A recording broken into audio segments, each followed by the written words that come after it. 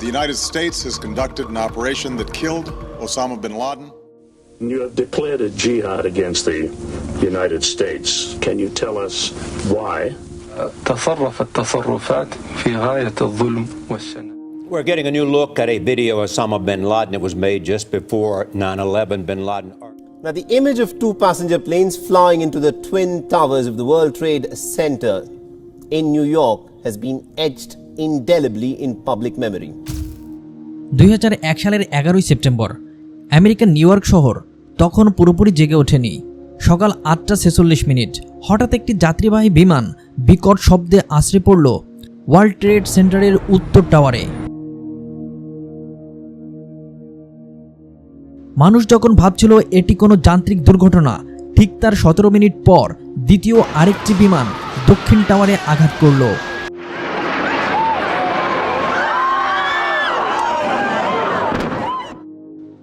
পুরো পৃথিবী স্তব্ধ হয়ে লাইভ টিভিতে দেখছিল আধুনিক ইতিহাসের সবচেয়ে বড় বিপর্যয়। ধুলো আর ধোঁয়ায় মিশে গেল 3000 মানুষের প্রাণ। কয়েক ঘন্টার ব্যবধানে পেন্টাগনে হামলা হলো এবং পেনসিলভানিয়ায় আরও একটি বিমান বিধ্বস্ত হলো। আমেরিকার মতো সুপার পাওয়ার দেশ নিজের মাটিতে এভাবে আক্রান্ত হতে পারে তা ছিল কল্পনাতীত। A big explosion has just occurred. Everyone is running from the entire financial district now. The smoke is filling the entire area. Let's go!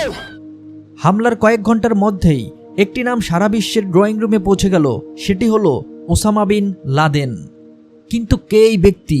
কেন একজন অঢেল সম্পত্তির মালিক বিলাসবহুল জীবন ছেড়ে মরুভূমির গুহায় আশ্রয় নিলেন এবং আমেরিকার 1 নম্বর শত্রুতে পরিণত হলেন?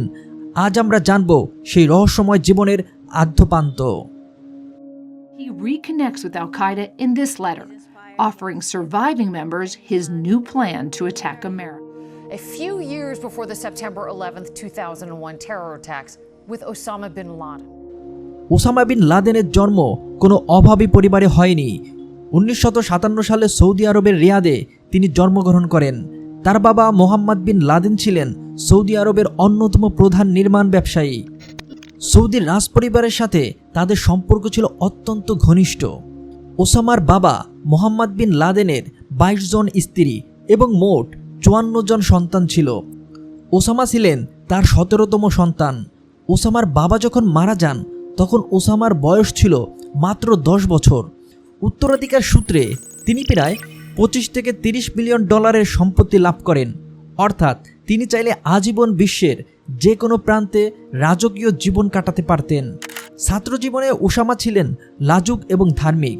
জেদ্দার কিং আব্দুল আজিজ ইউনিভার্সিটিতে পড়ার সময় তিনি আবদুল্লাহ আজম নামক এক ফিলিস্তিনি অধ্যাপকের সংস্পর্শে আসেন।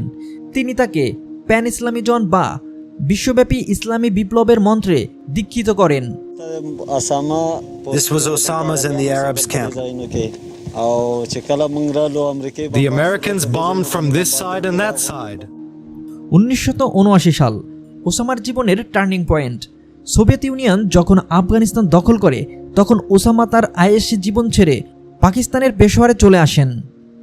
ওসামা শুরুতে সরাসরি যুদ্ধ করেননি।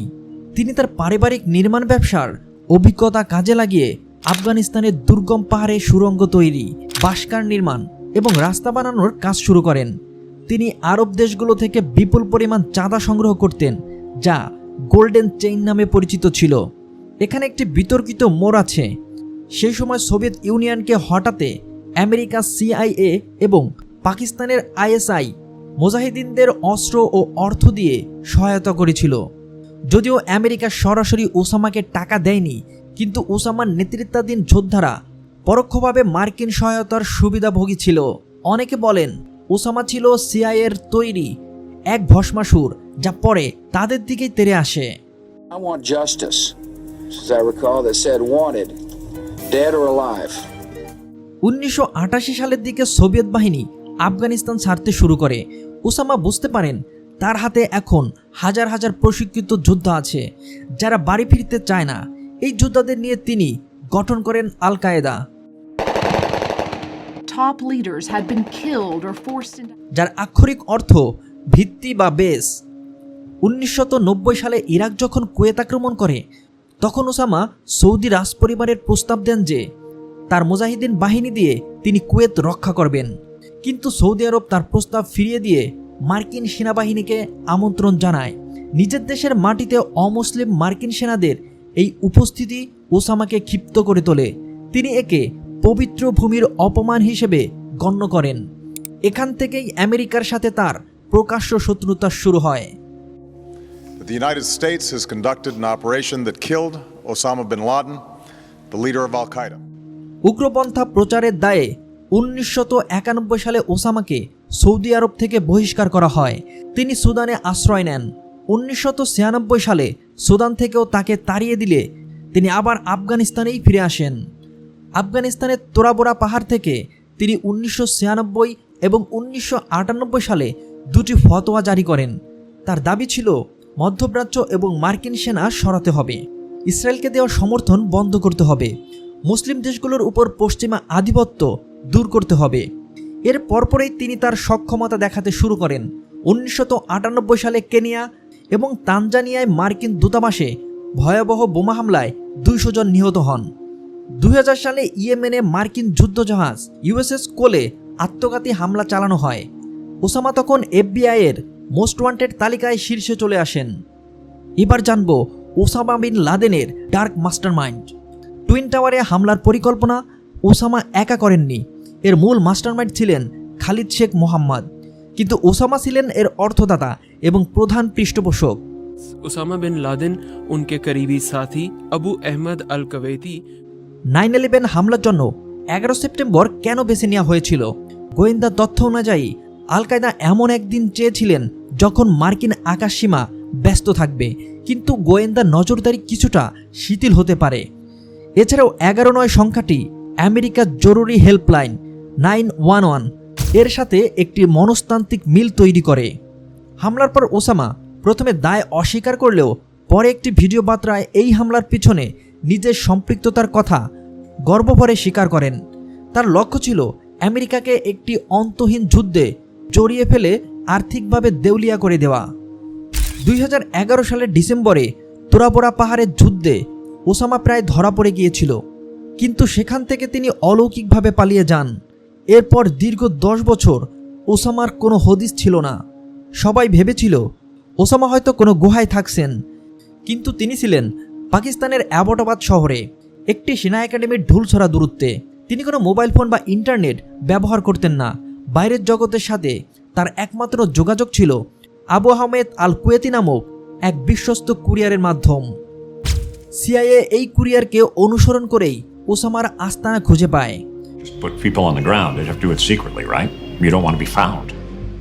2011 সালের 2রা মে রাত 1টা আফগানিস্তানের জালালাবাদ থেকে 2টি ব্ল্যাক হক হেলিকপ্টার চড়ে পাকিস্তানে ঢোকেন মার্কিন নেভি সিল।